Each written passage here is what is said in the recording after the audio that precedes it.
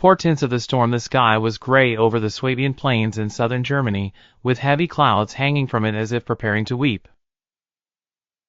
The winter of 1524 was harsh, and snow covered the ground as if time itself had frozen. On the edge of the Allgäu forest, near the village of Kempten, Hans Müller stood on a hill overlooking the thatched houses of the village, his veined fingers gripping a pickaxe as if clenching a generation's worth of anger. Hans, a simple peasant in his mid-30s, had known poverty as well as the earth, but he had never known submission. His brother was killed in the spring of that same year after being flogged by a tax collector of the Ottoberg Abbey simply because he was late in paying a fifth of his barley crop. In a small, deserted church, Hans met with men and women from the surrounding villages. Sitting on the crumbling tower with them was Thomas Munzer, the rebel monk who had come down from Thuringia carrying Luther's writings in one hand and a blazing fire in the other.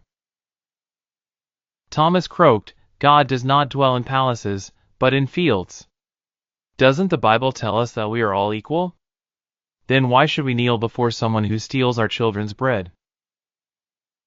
The faces of the peasants glowed with anger.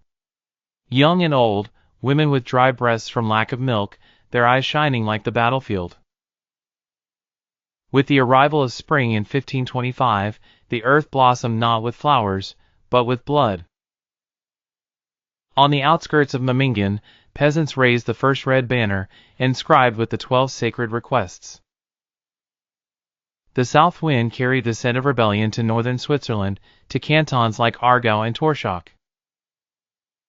Young Jacob Steiner, a shepherd from the outskirts of Schwyz, heard the news as he crossed the border with his flock of sheep. Jacob and his companions set fire to the local tax warehouse.